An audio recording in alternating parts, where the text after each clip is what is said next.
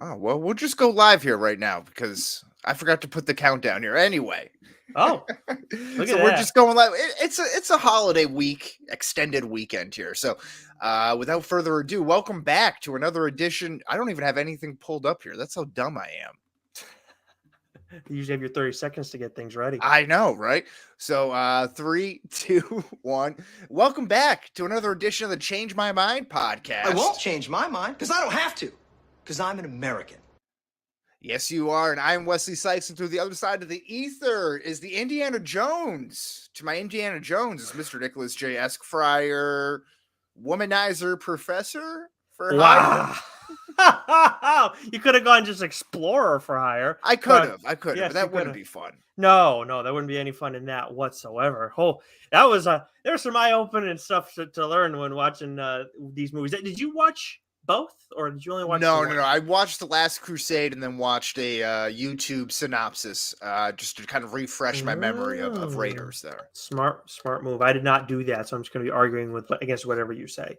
Oh, okay. All right. Well, we'll hop right into it here because this week, in honor of Indiana Jones and the Dial of Destiny, releasing this past weekend in theaters, we are holding court in an original versus sequel debate between Raiders of the Lost Ark and The Last Crusade. But before we get to all that, Nick, pressing question that's been on my mind.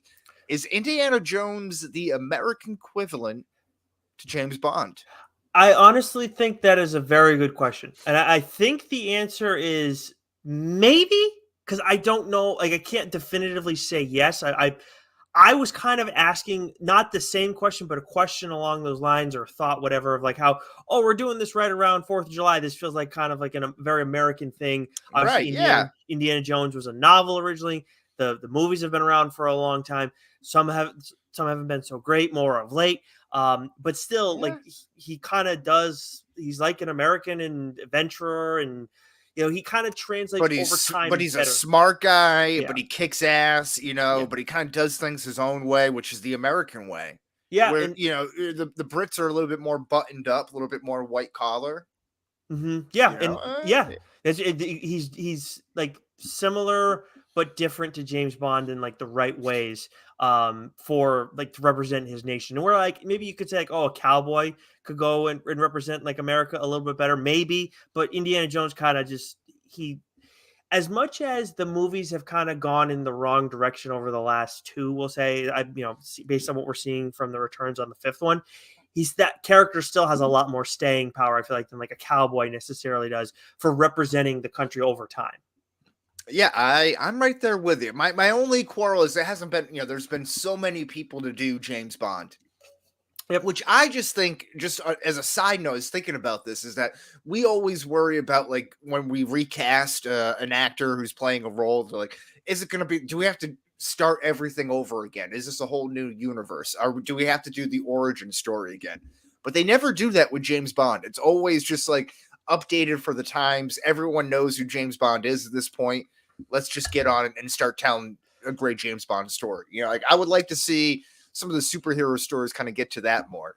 And in that same note, like, I would have loved if National Treasure was Indiana Jones just updated for the future, for the 21st century. Like, that's essentially what it was anyway. But like, or even, Uncharted, which I know it's its own IP. But even something like that, those should all just be Indiana Jones. I think you raised an interesting point with the recasting, how things just kind of move forward. I think in some ways you're running into problems because, like, with like a Steve Rogers or a Tony Stark, you still have all the other same actors and actresses there, so it would be like a little more complicated if you were to just say, "Hey, Tom Cruise, go take Robert Downey Jr.'s place." That said, there are definitely instances where it feels like you don't need to do that. But the problem is, now I can't say I've seen a ton of James Bond movies, but I feel like the flop rate on things like Batman and maybe some other superhero movies prior to like 08-ish were not like the flop rate was pretty high. So why would you want to be tied to those previous movies if you don't have to be? Yeah, I guess so. Yeah, it just you just end up starting from scratch again, and just it sucks to have to start back from the beginning. But and we get the Pearls and Crime Alley all over again. Yeah, exactly. So I don't know. That's just my 2 cents on that here. It's an interesting thought. Let's see what's trending now here. It's Morphin' time! Damn, son, where'd you find this? Where are you at with Secret Invasion? Are you up to date with that? Still haven't watched it. There's been no change, right, in the intro sequence yet. No, you're not. I'm surprised you. I know this is a 2 week holdover in the conversation. I'm surprised that you're letting an intro, dictate you so much. Yes. Well, I'm letting the disrespect for artists dictate me, like in this instance. So I have Alright, it's very okay. easy. I am going to watch it for the sake of the show. I absolutely will, but I'm probably just gonna binge it. Maybe I'll cave a little sooner because of time, but right now it's planning to be a binge. It's pretty good. I don't know. Some people say it's slow. I like it. It's pretty good so far. I like where it's going. So, Okay. but that's all I'll say about that then. Um, let's see what else is in trending now. That was a short topic. Damn, son, where'd you find this? I found this in a theater near you, perhaps. Indiana Jones and the Dial of Destiny. That's the theme of this episode here. Opening weekend box office numbers here. So it hauled in 152 million worldwide. That's 82 million on the domestic long extended weekend through July 4th.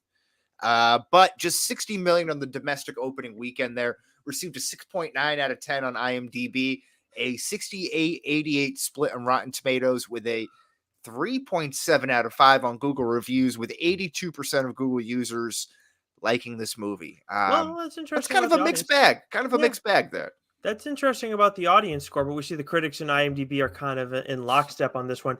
I'll tell you what, though, Wes, when I heard that number, 152 million worldwide, I was like, okay, that doesn't sound great. And what's the budget on this movie? The highest production budget for an Indiana Jones movie so far is Indiana Jones 5. I would imagine so, yeah. Between 250 and 300 million. Yeah, that's not good. That's not Nope. good there. I was also seeing another promotion, not a buy. I forget what it was. It's not a buy one get one, but it was something like that as well for Fandango in relation to Indiana Jones. Yes, I don't remember what it was exactly, but I just can't help but wonder, is it like, see, I want to say, oh, are people having trouble getting to the theaters, like they just having trouble getting inspired, but then it's like Spider-Man Across the Spider-Verse obviously crushed it. Mario crushed it. Maybe it's just adults aren't as inspired. Guardians, yeah. Guardians, there you go. That's a fair counterpoint to the whole adults thing. But yeah, I just don't know if it's more kids that are like, I know kids generally are the ones that are going to drive stuff to the theaters, but is it even more so of late? Yeah, and we'll see, right? Because I think in the next couple weeks we have Barbie and Oppenheimer, and then Mission Impossible. I forget which ones. I think it's 7 at this point that we're on. But yeah. So those should be a couple of blockbusters. Definitely 2 of the 3. We'll see how Oppenheimer does, but I would imagine the people will come out for Barbie. They're marketing that like crazy. The same thing for Mission Impossible, but I'm excited to, I'm eager to see what happens with Oppenheimer. See people show up for that. Yeah, I'm not as excited for the Mission Impossible, but I don't know. I don't. Oh no, I love those movies. Action for the sake of action. I know you do, and you like Tom Cruise a lot too, right? Yeah, but he does all of his own stunts. You got to respect that. I for the most part. I do respect that. Like I actually saw a clip of like him talking about, I think in this Mission Impossible where he's like hanging from the side of the plane, like how they did that stunt. It's wild. It's just like, how many Mission Impossibles can you do before like they're actually like, you know what, they're highly improbable. Yeah, missions more like there's better title, but I'm excited for Oppenheimer. It's always possible with Ethan Hunt.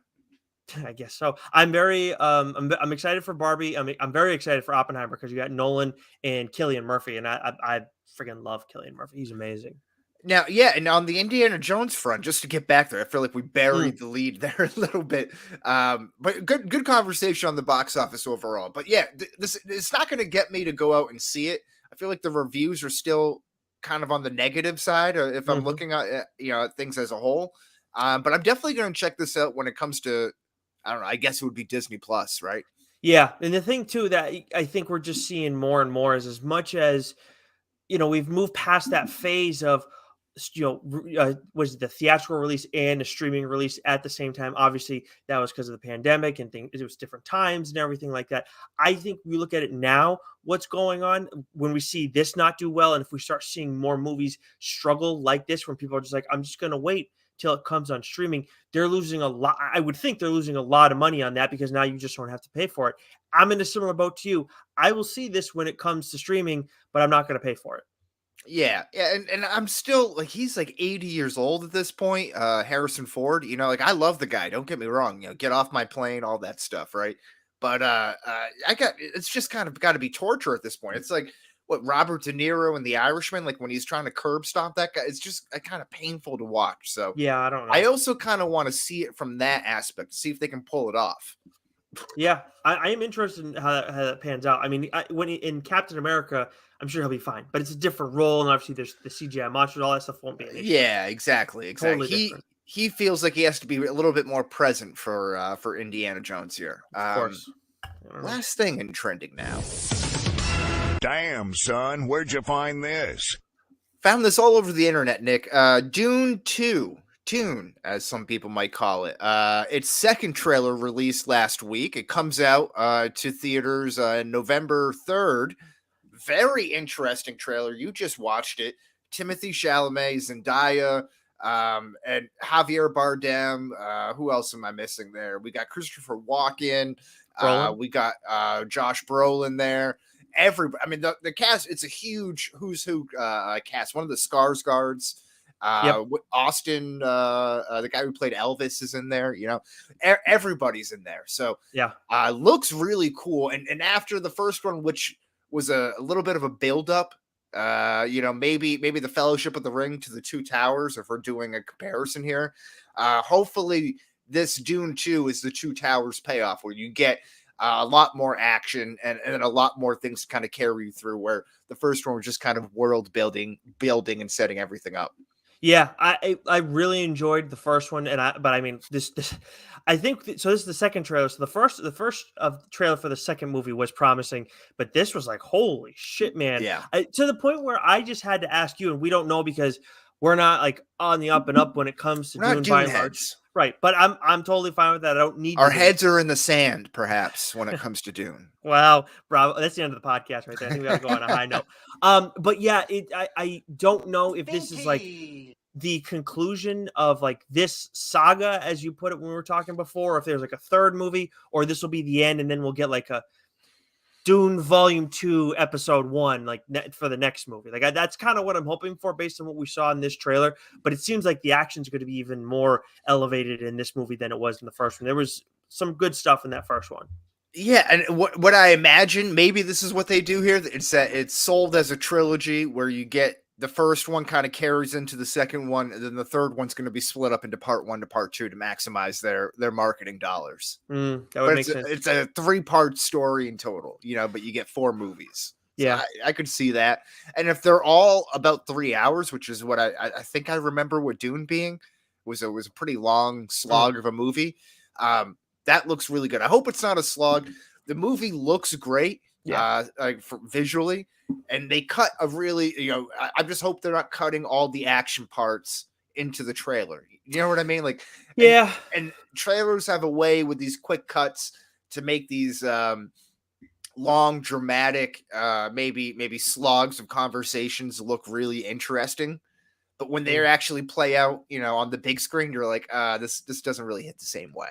Yeah, this is the thing with trailers. Like you just again, I know we do it for the shows all the time, but when for our show, but if we didn't do the show, I'd probably watch one trailer and then be like, okay, I'm going to see it. I'm not going to see it in theaters. I want to see it right away. Mm-hmm. Whatever. You have an idea, and then you don't need to know much more outside of that, because then that way, then we start kind of spoiling stuff or giving just too much information. But after watching this one, like I'm not too worried about that. I'm just worried when, like, I guess I've been wondering, like, are we going to get full resolution or not? And I mean, that's part of the ride. So I guess I kind of got to let that go. But yeah, like it seems like there's a lot going on with House Harkonnen in this one. I know there are obviously the key players in this, which you mentioned Skarsgård, Batista, and then there's another character who it seems like it's a flashbacky kind of thing with that character. I don't know if that's Dave Batista when he's younger with the dude with the knives, but it was that's cool. That's Elvis. That's the Elvis character. That's the Austin. I forget his name, but that's him. Yeah. Okay. That he cool. looks like Prometheus almost. Yeah.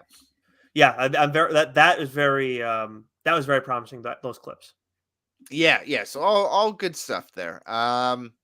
Real quick, do you miss the days of like when you go to a movie and then you see a trailer that you haven't seen? You're like, oh my God, I can't wait for that to come out.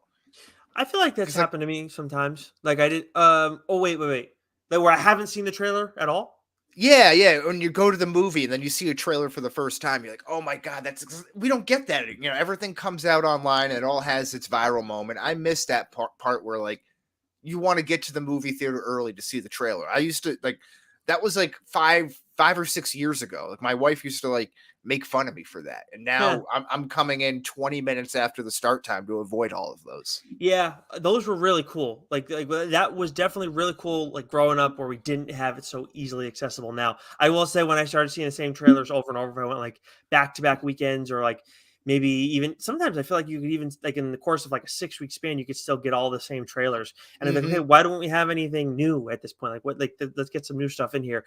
But I still feel like there's usually one when I go to theaters that a trailer that I haven't seen. I don't know if it gets me excited or maybe something not for me, but I feel like I still see that once in a while. But I Mhm. hear you. It's definitely not the same.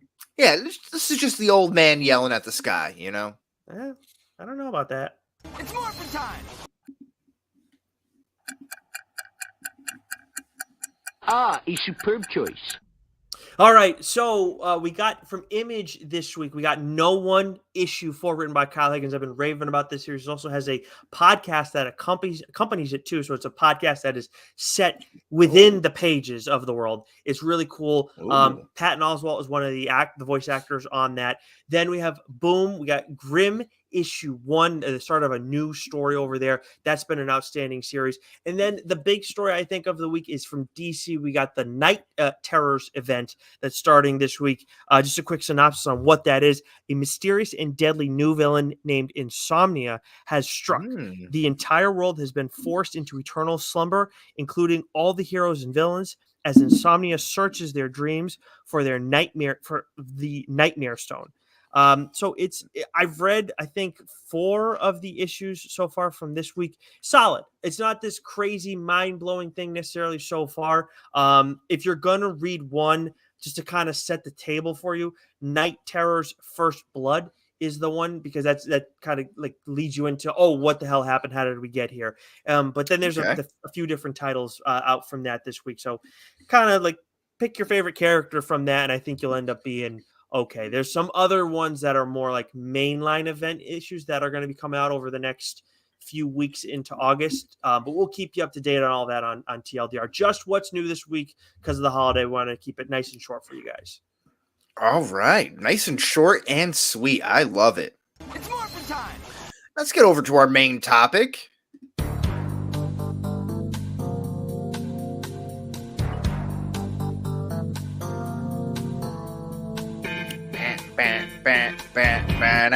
All right. And of course, that is the official theme music of our CMM debate theme that we do here. So essentially, for those of you who don't remember the rules, we are going to be debating Raiders of the Lost Ark for Nick and The Last Crusade for myself. So I will have 1 minute to present an argument. We'll both have opening statements, of course, but we'll then have 1 minute to present an argument and then 30 seconds to retort. We'll go back and forth.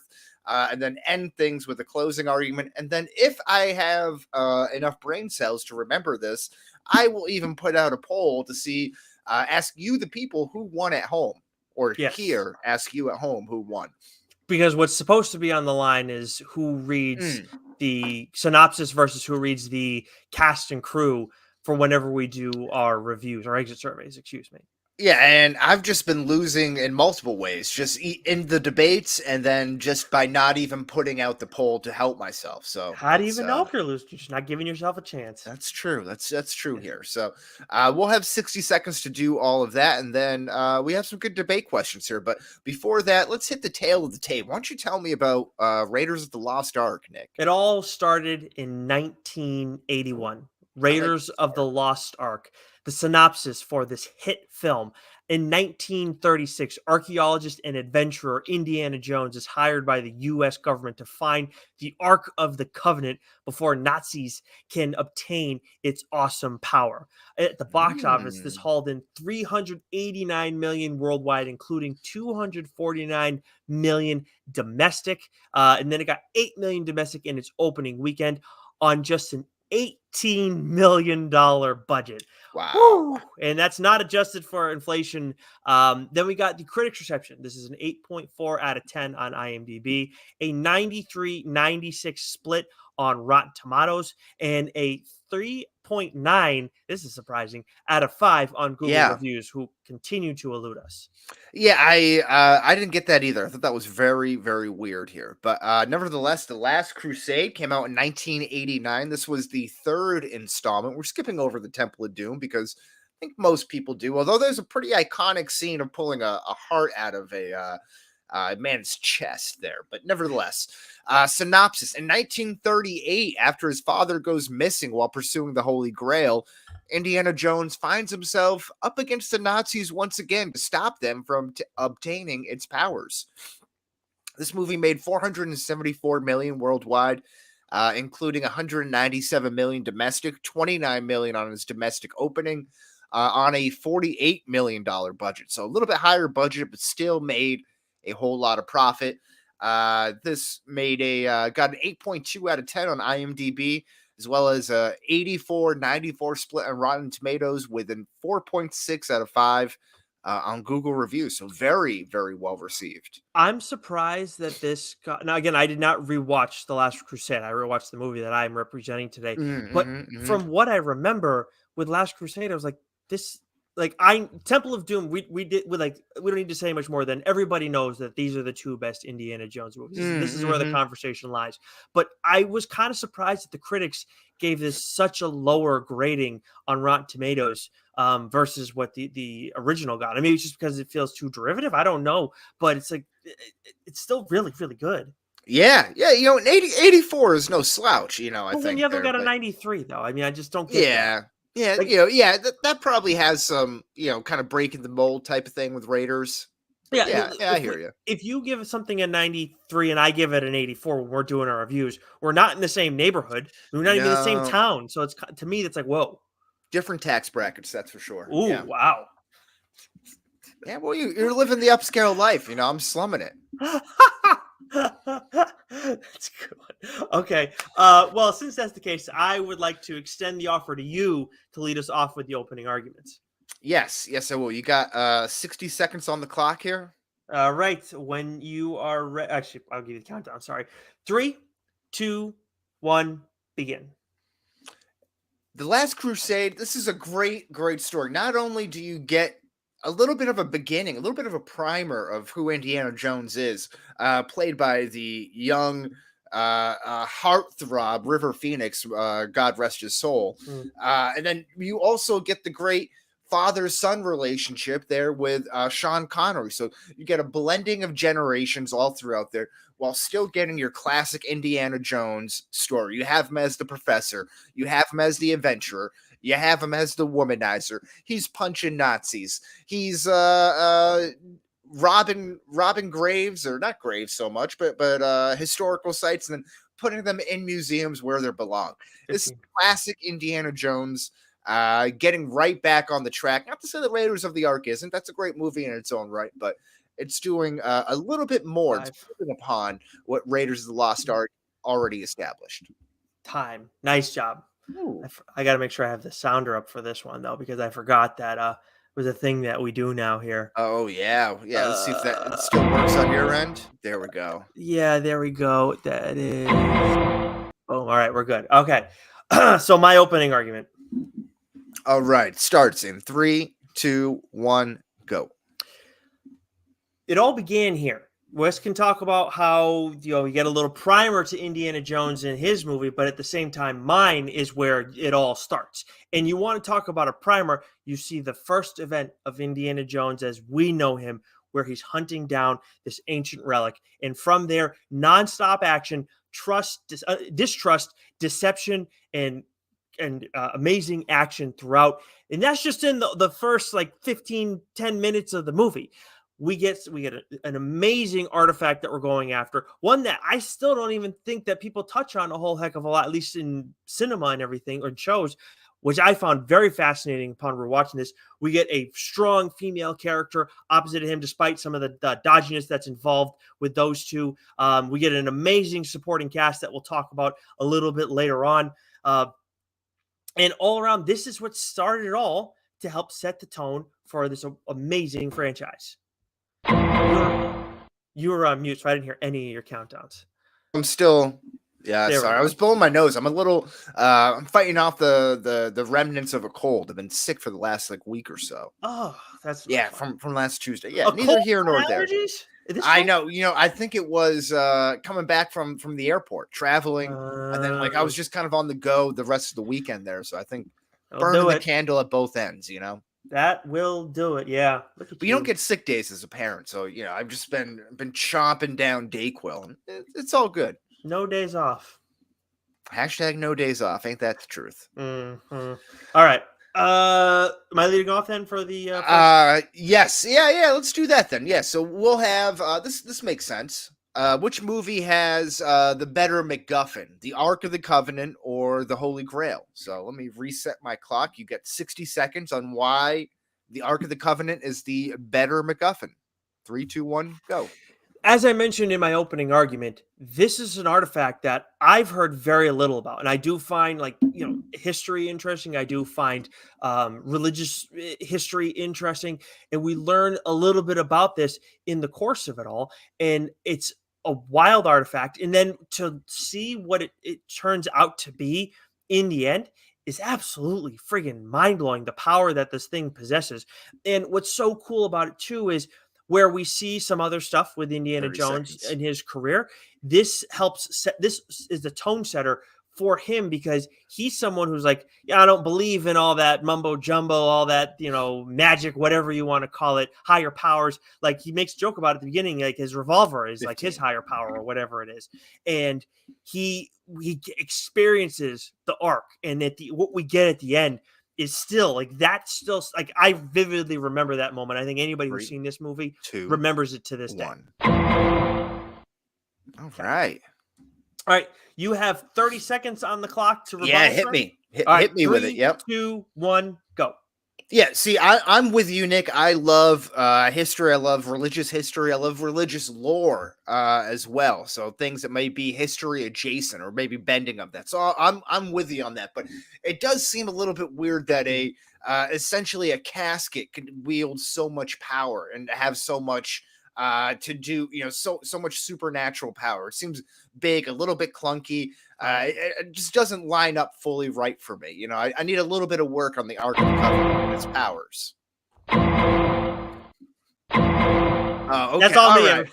All right. You're gonna lose your privileges. All right. I couldn't help it. You have 60 seconds on the clock, sir, to explain why the Holy Grail in Indiana Jones and the Last Crusade is the better MacGuffin of the two. 3, 2, 1, go. Well, like I just mentioned in my previous statement, there, I'm a lover of history. I'm a lover of Catholicism, or religious history, and also religious lore. So let's get that out of the way. But what greater search through history has there been by man than the Fountain of Youth in some way, shape, or form? It's the ultimate quest by man. The cup of life used by Jesus at the Last Supper and by Joseph to catch Jesus's blood at the crucifixion, and is now guarded by the Fisher King. How cool is that? We even get to see him a little bit, in the Last Crusade. While the Ark of the Covenant is really just, the home of the 10 Commandment tablets. You got the rod of Moses's brother. Like, it's all like, yeah, it's cool. And they need a lot of special effects to kind of church it up, which is what I was alluding to in my previous argument. But the Cup of Life has so much symbolism, and it's portable. One, you can carry it around with you. You don't need 5 guys to lift it up and raise it. So just the one. Sorry. The Holy Grail. That's it. Okay. You can hear me, right? Yeah. No, okay. I got you. Okay, good. All right, lay it on me. 30 seconds. 3, 2, 1, go. Look, the Holy Grail was a safe move. After Temple of Doom, they needed to play it safe and needed to go with a familiar item. They needed to play it up. Oh, we'll do Fountain of Youth. This is a thing that's been overplayed forever. Of course, it was still interesting. This was a good movie, but at the same time, you go 15. and use that after Temple of Doom where you had trouble. And then in the first movie, you had this amazing arc, this whole thing, this like amazing, ridiculous weapon. And now we have to go and use it that we've never really heard about. And now we have to use the Holy Grail. You All had time for the right. come on in there. Look at that. Yeah, you All had right. a couple seconds. You had a couple seconds in there. All right. So moving on to number 2. Yes. So now this is me. This This is is me you. here. So Which movie? Oh, sorry. No, I don't mean to step on your toes. no, You set no. it up. Okay. Which movie boasts the better female lead? Yeah. Oh, yeah. All I'm right. ready. 60 seconds on the clock, Wesley. 3, 2, 1, go. With this role, Elsa Schneider, played by Alison Doody. She is an Austrian German Nazi sympathizer, but she's actually an Irish actress in this. So very tall, leggy blonde, with steely looks. She's got a little bit of a danger, fear factor to her, where she's working with the Nazis, which adds a little bit of a sex appeal. She was a Bond girl previously. I think that means Ooh. something. She also was Charlie Sheen's girlfriend in Major League 30. 2. I think that also means something. Hmm. So she has this longevity. She actually also just appeared in RRR. So the things that I would do, I feel like Elsa Schneider would get me to do a lot of things. 15. You know what I mean? And I feel like she's a very adept spy. Now, you can't fall in love with something like that, but you can have a great Indiana Jones one night stand, James Bond one night stand. And I think that happens. Look at that. Perfect timing. Okay. Here we go. 30 seconds on your retort. Starts in 3, 2, 1, go. Elsa Schneider is a villain. She is like you said, she's a Nazi sympathizer. She's the worst of them all. Now, in the end, she kind of doesn't care about them and kind of wants her own thing, and that's all she cares about. Wants to run away with Indy. So, like, she's not completely irredeemable, I guess, but at the same time, 15. she's still like a huge a-hole. I would like to see this actress have played in some other spy roles. I'm curious about, talking about James Bond. I'm curious what that was, but she's a bad guy. She's not a Well, it's like in Curb Your Enthusiasm, where they go to the chicken store, or the chicken store opens, the Palestinian chicken store, and it's like right up next to the kosher deli. And Larry falls in love with the Palestinian, or lust after the Palestinian chicken owner, and they have very hot, ruckus, racist sex. And it's like sometimes the heart wants what it hates. There's a thin line between love and hate. Sometimes those lines can be blurred to create beautiful passion. Okay, And that's just all I'm willing to explore there. Okay. We can all just like succumb to the wants and desires of the flesh. That is true, and she is obviously a very attractive woman. She's a tall drink of water, as they might say. Mm-hmm. Okay. Okay, so 60 seconds on the clock while your female lead is sexier. And 3, 2, 1, go. I am taking the route of she's just the better all-around lead, because obviously there is a whole weird background with Marion and Indiana Jones that I was not aware of until rewatch. I know they were younger when they had their original relationship, but holy shit. But simple reason on this one, they bring her back later. When you go, it's all said and done, you bring Marion back for another story. Obviously, she worked. And where as much as like Elsa Schneider is manipulative and everything like that, and obviously attractive. First of all, Marion obviously is an attractive actress. But at the same time, she's a tough MFer. Like, she doesn't take shit from anybody. Now, it doesn't mean she doesn't get captured every once in a while, but she does not put up with Indiana Jones shit. And I really enjoyed how, like, from start to finish, 15. She is very unforgiving with him. We do have the softer moments and everything like that, but at the same time, it is not the standard like male lead female relationship you see on. Oh, I couldn't get that out. Oh, you got there though. You landed it. Jeez, yes. Okay. Anyways, you have 30 seconds on the clock, sir, to go against Maid Marian. 3, 2, 1. No question, very attractive young lady that's in Raiders of the Lost Ark there.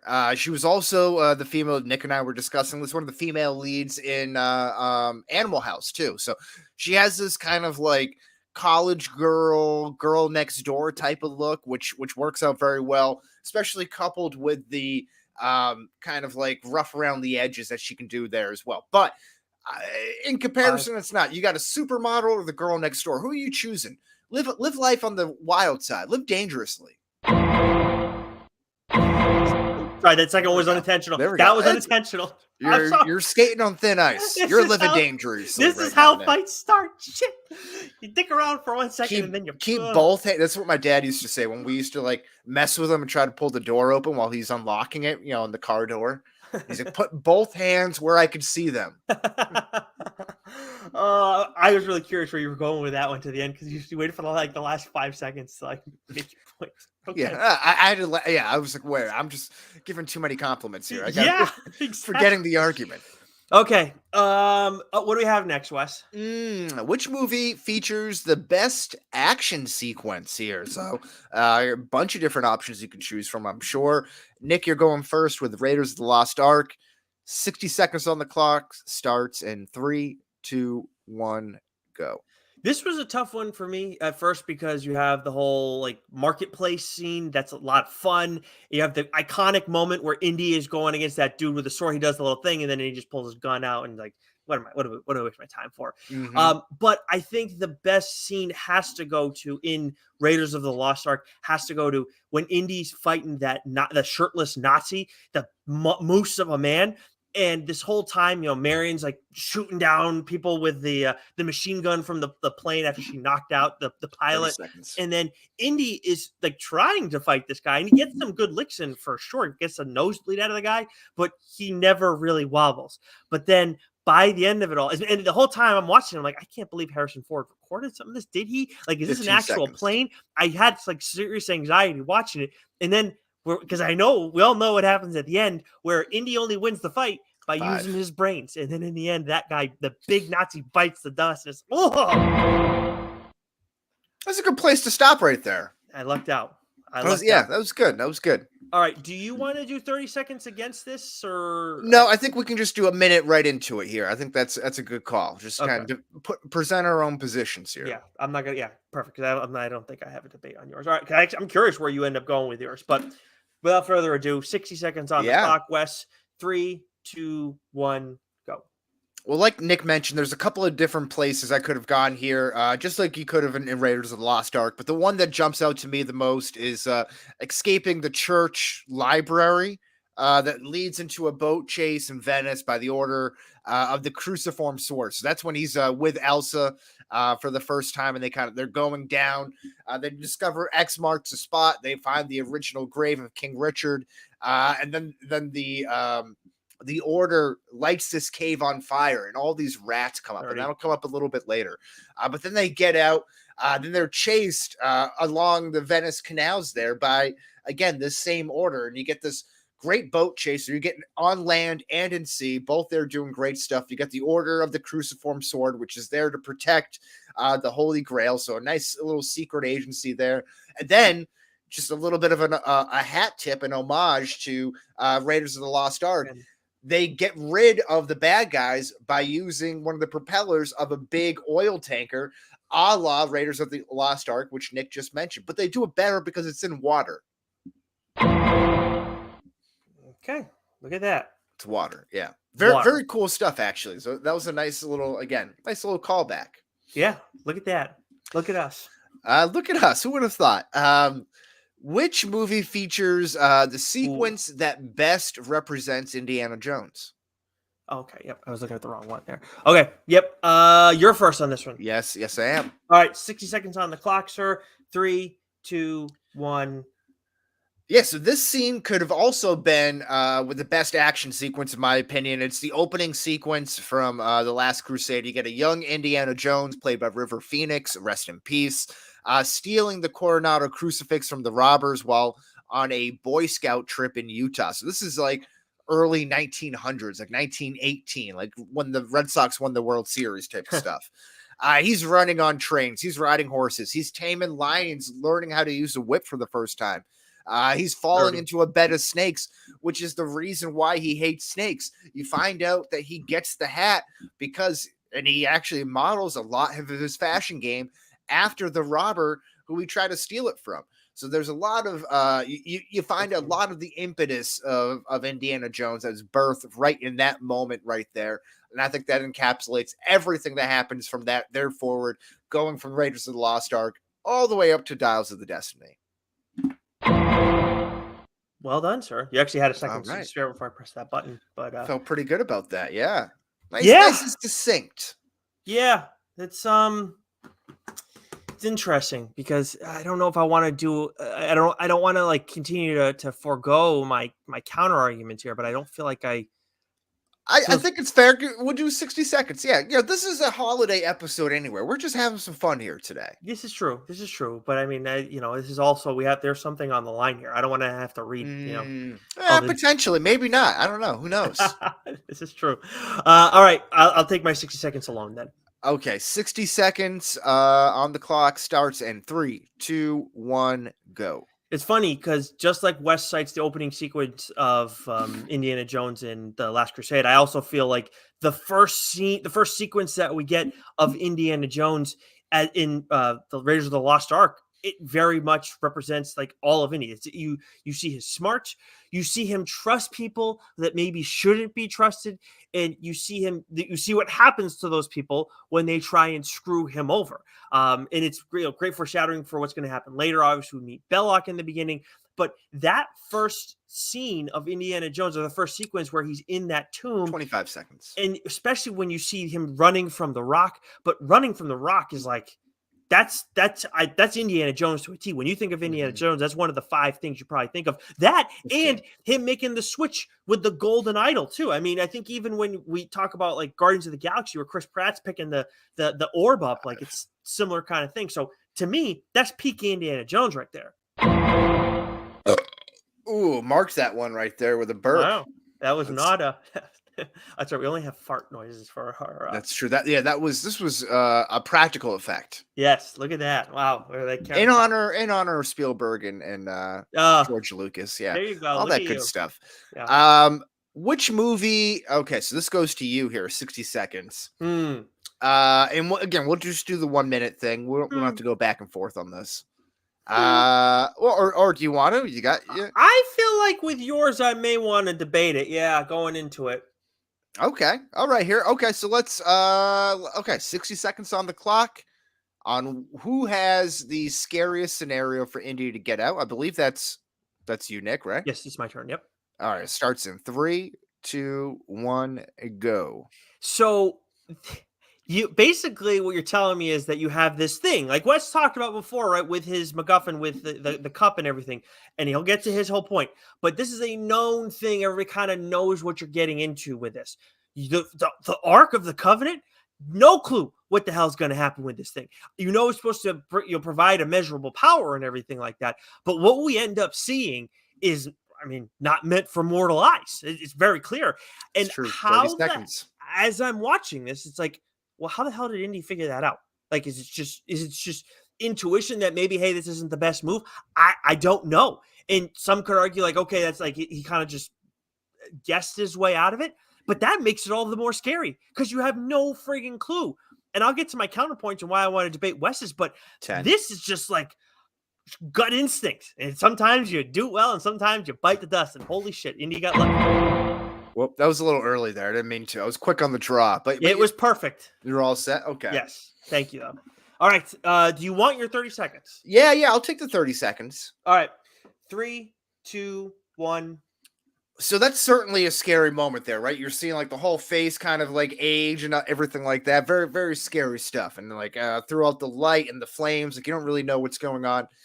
But I would have thought like maybe one of Indiana's sidekick has tarantulas going all up and down his back. Like I would have thought like that would be a moment. We maybe interpreted this question a little differently because I was thinking like something that I would be in that I would not want to have to do here. So that kind of leads into my 60 seconds. Okay. All right. Which we can just get right into. Yeah. 3, 2, 1. Go. Yeah. Yeah. Go. Yeah. Oh, Yeah, see, I thought it was 3, 2, 1, go. Oh, no. no. I haven't started yet. I don't always say go. Sorry. 3, 2, 1, go. Okay. Thank you. I need to go. Otherwise, I don't know. I'm just waiting in the Wasting anyway, more time. Still wasting time. But nevertheless, the situation that I wouldn't want to be in is what I was alluding to in the movie that features the best action sequence question. So when they're going through the church and the library and the underground caves there. The Order guys light the cave on fire, and Indiana Jones with Elsa have to spill over atop of a boat to create an air bubble where they can breathe and kind of buy themselves some more time. But while that is happening, all the rats, which are like any place that's not covered with water or wet, come rushing into this boat capsule, the capsized boat. And I would not be able to do that. I would not be able to walk on the walls there, would have them crawling all over me. And then again, in a mad dash to try to save their life, they are just crawling into you. That would freak me out. I wouldn't be able to think or come up with a plan or comprehend anything. Look at that. Show Wow. off. Wasted 5 seconds off the top and still got it in. Still got it in. Okay. 30 seconds to retort starts in 3, 2, 1, go. Yeah, so we clearly took different routes here. Just as comparison, the thing that in my movie that's kind of on the same level as Wes's whole rat situation. Yes, the boat's scary, but at the same time, Indy gets lowered into a tomb filled with snakes. Like, and it's just as much as he deals with something like that when he was a kid, and that's what scarred him for life. This is like you're in a foreign country, you have no idea what the hell's going on. You're just trusting a couple of torches, and also you got to get in and out of there as fast as possible. And then what happens? He doesn't get in and out of there as fast as possible. Yeah. He almost bites the dust. Brutal. What is crazy about that scene in Raiders is they Spielberg demanded like 8,000 to 10,000 live snakes on set because the fake ones didn't look enough, and then they couldn't keep enough anti-venom on set for everyone involved to keep everyone safe. So there was like a huge like human animal rights issue that was going on there for a little bit too. So very interesting stuff. Yeah, that's insane. And I would be very pissed if I was an actor and they're like, no, like you sign on thinking it's going to be fake snakes that you're dealing with, and it's like, no, actually we don't like the look of them. We're going to get real snakes, real cobras. I'm going to pass on that. Thanks all the same. No way. That's wild. No way. Asps and cobras? Yeah. No, thank you. So yeah, I agree. That's a scary scene. All right, that brings us to our final point. Which movie has the better performance from a supporting cast? I believe I'm the first in line here. Am I? Yes, you are. Yes, you are. Sorry, yes. Yeah, am I? Yeah. Yes. All right. So which movie had a better performance from the supporting cast? Wes begins with The Last Crusade. 3, 2, 1, go. Well, we've already talked about the beautiful Alison Doody, who is a tall drink of water. With no need to talk about her anymore. She's a Nazi sympathizer, but she's really just looking out for herself here. So that's important to know. She's just trying to survive in enemy territory. So I want that to be said. But we also get River Phoenix playing as a young Indy who looked very charismatic. In fact, I thought he was like Leonardo DiCaprio. Like you always hear that he had a high upward trajectory, but seeing him be young Indiana Jones, 30. And this does an amazing job of it, actually. Completely conveys all the best qualities of Indiana Jones that we come to know and love. And last but certainly not least, we have Sean Connery, who, again, brings his like typical Coxman style. He has a British accent for some reason, Scottish accent for some reason, but he's just doing it anyway. But he's blubbering, but he's helpful. There's the father-son dynamic works out great. They kind of get to hash out some shit, but still have some great memories and some stuff too. Yeah, it's good. Shit. I'm just gonna do my own. Yes, you can still keep your 30 if you want. No. I wouldn't do that. I wouldn't get a leg up on you like that. Hell, okay. All right. 60 seconds, please, sir. I do declare 60 seconds on the clock in 3, 2, 1, go. So we already talked about Marion and what she provides on screen. Obviously, in her whole intro too, I didn't talk about that before, but that dive bar in Nepal where she's having that drinking contest, like it's basically like Gimli and Legolas, and she goes and ends up beating the heavy favorite in it, which was great. But then we have Belloc, who is the opposite of Indiana Jones here. It's like everything you can have, I can take away from you. We once again prove it over and over again. He is a real friggin' bastard. Paul Freeman did a great job there. A guy who's quickly in this movie but hops out fast is Alfred Molina's Satipo, who was a real bastard too. Again, who's gone pretty quickly because he didn't do it right by Indy. We have John Rhys Davies playing Sala, which I'm sure that casting would be a little bit 15. problematic in these days, but still he was interesting. He was a good buddy to Indy throughout all of it too. And then also Major Arnold Todt, played by Ronald Lacey. That's the Nazi who originally visited Marion. He's a real friggin' weirdo. Okay. All right. We'll get there. We got there. So that's the argument. That's what lays out. We still got 60 seconds on the clock for our closing arguments here. Mm-hmm. Nick, you want to set me up with that, and I'll close things out for us. All right. 60 seconds on the clock, sir. 3, 2, 1, begin. Listen, I'm not here to besmirch the name of Raiders of the Lost Ark. It's a fine movie. I think everybody should go rent it and go watch it, and then immediately go watch Indiana Jones and the Last Crusade, because it is such a good movie. It carries on. Not only does it carry on what a great story that's told in Raiders, but it builds it. It builds the lore into a greater stratosphere that we didn't think was possible. He's killing Nazis once again. He's making love with Nazis once again. He's doing all this stuff. And you get the father-son element. You get the little beginning there that tells his backstory, his origin story. And it's a little bit older. So if you're one of those people who aren't a big fan of poor or older CGI special effects, this newer movie might be more up your alley than the older version of Raiders. And that's it. I see my time. Oh, wow. Look at that. I feel good. I'm confident. Stinky. Oh, wait. Who did that? Oh, so sorry. Okay. All right. Damn it, Nick. Damn it, Nick. This is the last time. Don't make me come back then. All right. 60 seconds on the clock. Closing arguments. Raiders. 3, 2, 1, go. The argument that they did it first, so it's always the best, is not fair. And I feel like I just made up that point and maybe butchered the saying. But either way, we get a pairing in Marion and Indiana Jones that we end up seeing returning when this franchise comes back years later. So obviously they did something right there. When you look at what happened in the second Indiana Jones movie, why they had to come back and do Wes's movie, because they needed to recapture what they did in the first movie, because that had the recipe for success. You have a superior villain in Belloc, probably the best villain in all of the Indiana Jones movies. And then you get the introduction of Indiana. 20 seconds left.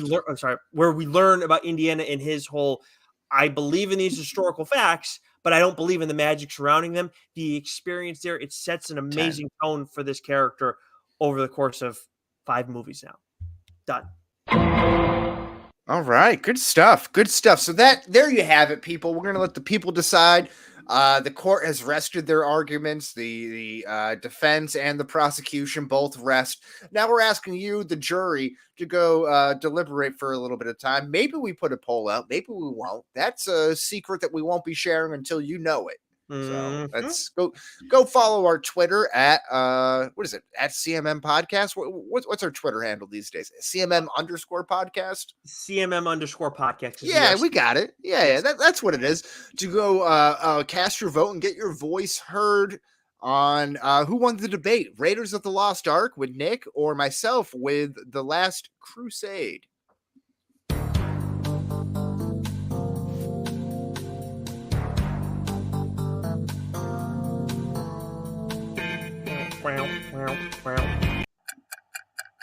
Whoa, no.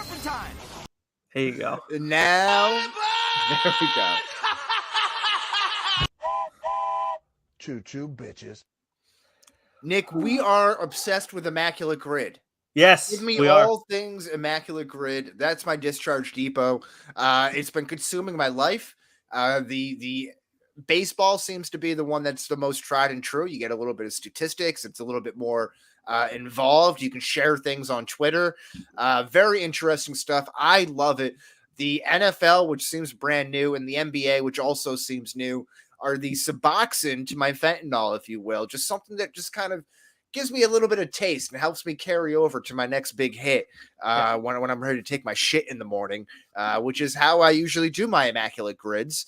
But for those who may not be familiar, Nick, tell the people at home what it is. You're a baseball guy. So the immaculate inning is when when a pitcher strikes out 9 batters, obviously on 9 pitches, 1, 2, 3, Mhm. in and out.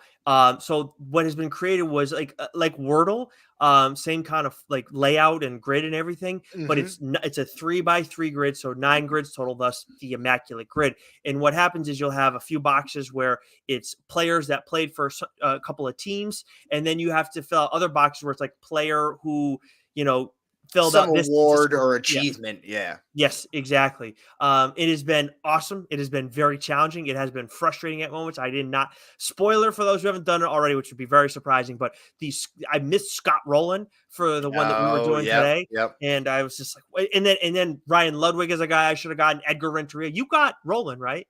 I got Roland. Yes, I got Roland. I got Sidney Ponson for Yes. the Cardinals and Orioles. That was a great pull. I didn't know that he played for the Cardinals at all. I mean, if you had him, Goo and Mac had him, I was like, what the fuck? Like, Yeah. Oh, yeah. He's the Caribbean Haas. I loved Sidney Ponson, but it was what threw me is Griffey. I didn't know Griffey ever played for the White Sox. Yeah, that's a tough one. That is. Yeah. Well, the most mind-blowing one though, Goo had a great grid, but he just totally butchered the what was it, the 200 hit club for it all. And I was like, this is like, I understand the Barry Larkin hiccup, but did you run into that too? I did that, and I did Johnny Bench too. Like, what a dumb choice! Like, Big Red Machine. It was just dumb. Yeah, it is really tough though. I mean, like, I had Edwin Jackson, and everybody knows like he's one of the cheat codes for this. He's like 14 teams. I had my pitching coach for one of them because I knew I didn't have to think about that one too much. But yeah, it is surprisingly challenging, and it is surprisingly frustrating. The other ones, I'm not going to play the football one probably, but the basketball one has some ways to go. The interface it seems kind of dodgy. Like Billy played Ben Wallace, who I didn't finish the grid because I was having so much trouble with it. But Billy played Ben Wallace, and I think he wasn't able to. The grid wasn't recognizing it originally. Yeah. My friend sent me a video of the same thing with like trying to use Danilo Gallinari one time, and it was like when it wasn't letting him or giving him a wrong answer. Yeah, the first day so, when I did it was perfect. Nothing. It'll get there, but the first day it's not from the same people that made the Immaculate Grid. I will say appreciate they didn't use the same name because that would have been really like the Immaculate Grid and then just make it like basketball. Like that's not cool. No, crossover makes sense. Crossover grid works. But the first day that I did it, Wes, it was not registering my correct guesses. So basically, I had infinite guesses, or I guess not. Oh yeah, that was something that was happening to me as well. Yeah, you just keep going. Yep. So I really only got an 8 out of 9 on my first one, but then I just kept guessing random ones. I got Al Harrington for Pacers Nuggets as my Hail Mary. I didn't know that one, but he's a cheat. He's played on a bunch of teams too. Has he? I know Hawks, Pacers, and I want to say, and then Nuggets, obviously, actually, that's the other one. So I feel like he played on the Wizards. He might have. That might be the right call. Yeah. But I today's was tough, like to the point where like I actually haven't finished it. I just did 3, and then I was like, I need to walk away because I have no fucking clue with some of these teams. There's no stats on that one either, so we need to. Yeah, exactly. Yeah. So, anyways, so I would have talked about that too. I did just want to note though that I did rent for free from the library Tolkien. Finally getting like correct pronunciation on his name. I think I always called him Tolkien, but it's Tolkien is how they make a whole point of it in the movie. I think if you're a big Lord of the Rings fan, this is something that you will enjoy, just getting to learn a little bit more about the character. Not like the greatest movie ever made by any stretch, very niche too, when you're talking about like a biopic. But yeah, like I think if you're a big Lord of the Rings fan, it'll be very interesting to learn some of the nuggets we get from Tolkien in this movie. All right, I like it. I've only watched an episode or 2 of season 2, but I might be in on the bear. Oh, okay. Yeah, it looks very interesting. All the side characters of the family, it's shot really interesting. I think I got sucked in. The wife's been watching, so I might have to go back and start from the beginning there because it looks good. What is that on again? Is it Hulu? Hulu, FXX, yeah, all that. Oh, stuff. okay. Yep. FXX. You can't sleep on FXX. No. They're just 1 X away from maybe doing a little bit more than sleep, you know? Oh, boy. You know what I mean? All right. Well, that's a good place to end it. Yeah, let's get quickly to this week in the DSG. So for #Dork, they are not doing a new episode. They're actually doing a release of a YouTube special that's never been released on their audio channel. The only reason I know all this is because I was featured in it. It's the top 10 horror comics, top 10 hashtag dork horror comics. I think we may do a TLDR one a little bit later this year. But Did you fill out your TV show list there that they're doing? I have not finished it. I've started the list making process of it, but I have not finished it. Have you? Yes, I'm just done. I did one quick run through of it. So, what do you think my number one show is? I'll tell you. I do want to know your number one show is not The Wire. It's not Game of Thrones. It's not The Wire's Dave. close. It's The Office. No, The Wire's number 2. The Office is number 6. Ah, okay. All right. So I'm not, I'm in the realm. You're right there. Sports Center. Oh, wow. Wow. Okay. All right. The way I'm thinking about it is like time logged watching it. That's fair. A lot of turnover, a lot of good turnover, a lot of good cast members there. A lot of bad, though. Well, yeah, but I mean, how often would you watch Sports Center and then also for me Baseball Tonight just on repeat over and over and over again? 100%. No, that is fair. And I think that kind of goes into some of the things like The Office or some of the streaming shows that you may watch because it's time logged with the show. It's Sports Center. It's an interesting point because I was wondering if isn't Sunday Night Football the highest? I don't know, the certain football things that are, the highest rated shows. It's but it's not a show; it's sport. It's different. So Sports Center is also different. Mm-hmm. So you make a fair point. I don't think I'm going to include it on my list because I just don't to me, show is I might include a reality show on my list. So I don't know if you can count scripted, but I see. I have a bunch of reality shows on there. Yeah, I might only have one. Also, my top 20 coming in at number 19, NFL Red Zone. See, that's where I was going. That's genius. That's a genius invention. When you said Sports Center, I was like, okay, well, what about NFL Red Zone? But at the same time, it's those are games, so I could see how someone would say no. But yeah, but it's one show that's on once a week that it's the best show ever. It's just highlights. It's live action of it. The Red Zone, it's all of it. But it's just highlights though. That's it. So yeah, I mean, I don't know if I'm going to put those on there. I'm not. It's my list. Yeah. I know, but I'm it's so okay. You know what? Actually, I'm stalling trying to figure out what the hell I wanted to ask you. So, did you take this as the best objectively or your favorite? No, that's impossible. That's such a in my opinion, I think that's a dumb way to look at it because I haven't seen every show, so how can I objectively say that? Then I'm just going off of all right, well, what does IMDb say? Then I'm just going to be regurgitating their list, or what's Rotten Tomatoes? You know what I mean? So these are 100% the shows that I've watched. Great. Cheers is fun. You know, yeah, no, The Sopranos is a great show. I never watched it. I can't rate something I haven't watched. That's something we should try to account for. It's only going to make the math harder for Keith, but in general, when we don't rate something over time, if enough people vote on it, figuring out maybe a different system, maybe I guess just averaging it out. But again, it should just be wording it differently. It shouldn't be. It should be the DSG's top favorite or favorite 50 shows of all time. Well, I don't care. It's not so much about the best. It's just I that's fine. That's fine if we want. But that's what I mean. You bring up the question there. It's well, what's the best? What does that mean? Oh yes, yeah. No, I think when we did the comic book movies, I did factor in objectively good, and then or objective quality or whatever, and then also which I preferred. Mm-hmm. Thus, quite a few animation movies, but. I had a feeling that's how you felt on it too. So for some reason, shows feel more personal. I don't know, more subjective than movies. I don't know if that translates, but I think that's fair. I do. There's a whole thing of with TVs, they're welcoming them into your home. So it's a whole different thing. I don't know. Yeah. So that's why time, all that stuff. So you had Seinfeld on your list, right? Yeah. Seinfeld is 14. Okay, nice. See, I haven't watched Curb. Maybe I've watched a few minutes of it, so I'm not going to have that, and I'm going to feel I feel like I would really enjoy it if I watched it. Curb is very high, but I'm actually seeing her. I left out Veep. Veep should have been on here.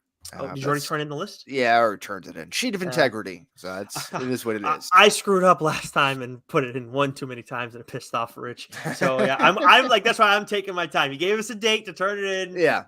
Just leave it alone. But anyways, what was I going to say? As what else we got? So for Mac and Goon, Mm-hmm. they did something called movies released on the same day. I think it's supposed to be a Barbie Oppenheimer kind of situation. Oh, okay, cool. TLDR, I mentioned earlier, we're just doing what's new this week. PCP, they are still not doing podcasts. I've heard it both ways. Is up for season 6, episode 4, I believe. I don't know if they did an episode last week.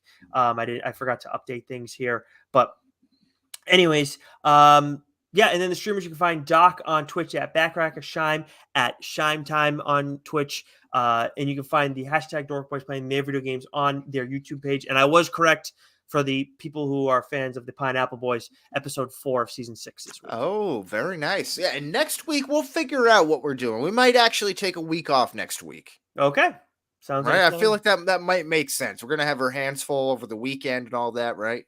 Is that lining up, or is that the weekend after? that's the weekend after. Okay, so Yes, TBD next week, but the TBD. weekend after we might yes, might take a week off. I think that is the right move. But we will convene after this. But so I don't know what to say for sign off. Well, it'll be at the same bad time, same bad place as always.